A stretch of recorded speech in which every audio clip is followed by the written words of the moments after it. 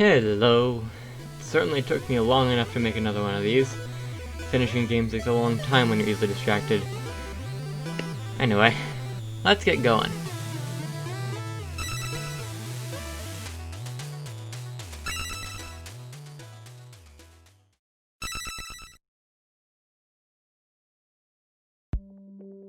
Now, it's kinda hard to talk about this game without a little bit of a gameplay spoiler partway through, but I won't go into the story or anything, so you don't need to worry about that. I mean, the game doesn't exactly try to hide it, so I don't know why I'm worrying, but still. Before we get going, let's go over the characters that you're going to want to know. I mean, there aren't very many, but still. The Merchant.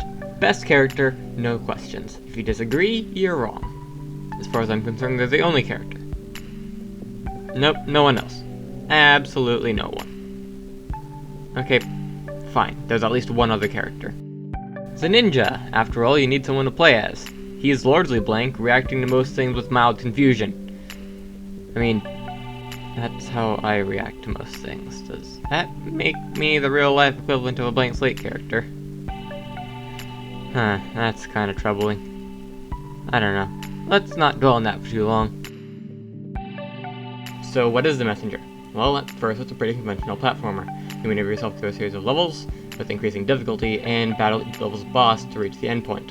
Along the way, you'll also receive some movement upgrades like a wingsuit and rope dart, and some optional upgrades like increased health or the ability to hit enemy projectiles using the money, or time fragments you collect to help in your journey. Once you reach the endpoint, however, some stuff happens and you have to run around each level and a few new ones collecting magical music notes, effectively turning the game into a Metroidvania or collectathon depending on how you prefer to call it. To my understanding, you can collect these notes in any order, though you are given hints as to where to go next by a prophet by means of somewhat vague but also extremely obvious hints. Did I mention those prophet? I don't know, it doesn't really matter, they're not a merchant. Dying summons a little demon thing named Quarble to resurrect you at the cost of stealing some time shards you pick up for a little while. Unless you run into a boss. Then he nopes out faster than a squirrel darts into oncoming traffic. Stupid things. There's also a secondary collectible in the form of power seals, which are usually linked to semi-hidden platforming challenges, which give you a particularly neat ability when you collect them all.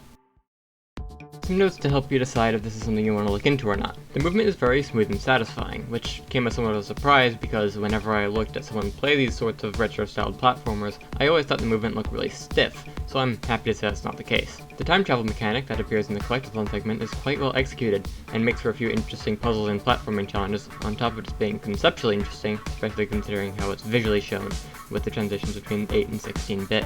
The game, while not overly so, can be quite difficult. Or perhaps I'm just bad. One of the two. Or both. I died many times, so keep that in mind, I guess. Pretty much every area has a boss, each of which is fairly unique and requires its own strategy to complete. I mean, a lot of bosses can also be cheesed, but assuming you're not using a guide, you have to find those cheese strategies on your own, so make of that what you will. The writing is great. Though the overall story is quite simple, aside from a few twists here and there, it's the dialogue that really shines. It inspired a fair bit more than the moderately hard excels that most humor-based content nowadays provides. The soundtrack is quite high quality in both eras, though it is a shame that I didn't buy the soundtrack and I don't have the money to buy it now. Upon completion, you can access New Game Plus, which increases in difficulty with each run through, but you get an additional piece of equipment to start with as well. As for the things I don't like, well, it's a pretty short list.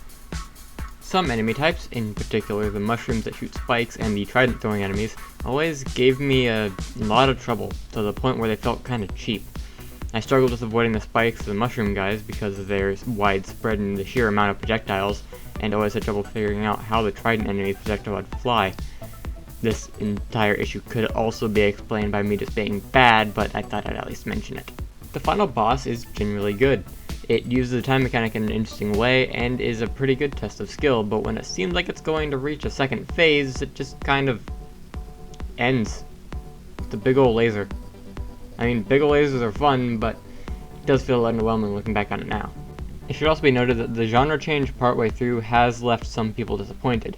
I personally disagree, but a lot of negative reviews for this game cite this particular issue, so I figured I should at least mention it.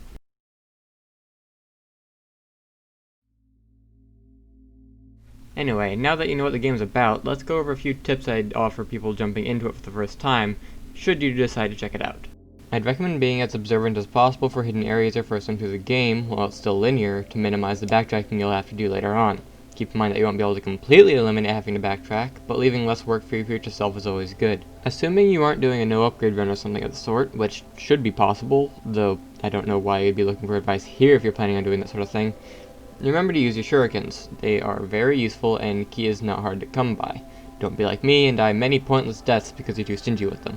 When you have the ability to hit projectiles, it may be advantageous, in certain instances, to leave some projectile enemies alive, as you can use the projectiles they shoot to cloud step, this game's way of double jumping, which can be useful if you find yourself, say, falling into one of the many bottomless pits that litter the game's landscapes. Seriously, how did anyone live here?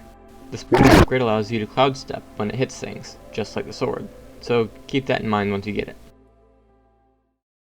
Now that that's all out of the way, let's get through the boring informational bit before my final judgment, as redundant as it may end up being.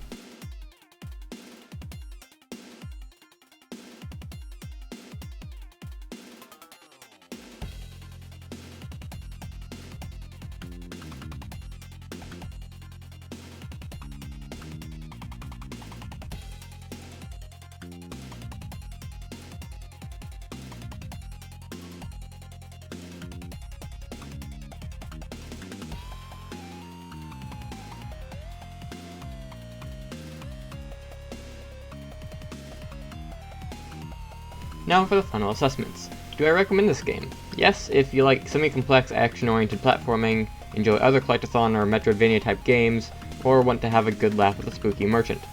No if you want a more laid-back sort of game, or prefer more simple platforms with fewer rules and abilities. And did I enjoy it? Well, yes I did. As I said before, the platforming felt fun and satisfying, especially the rope dart, and of course I rather enjoy a good laugh, so the interaction with the merchant and other characters made for a nice break from the usual high-paced gameplay. That's all for this review. As always, please do let me know what you thought, things that I can improve, add, or anything of that nature. Now, my usual partner is out at the moment, so I can't rely on him for the outro, so,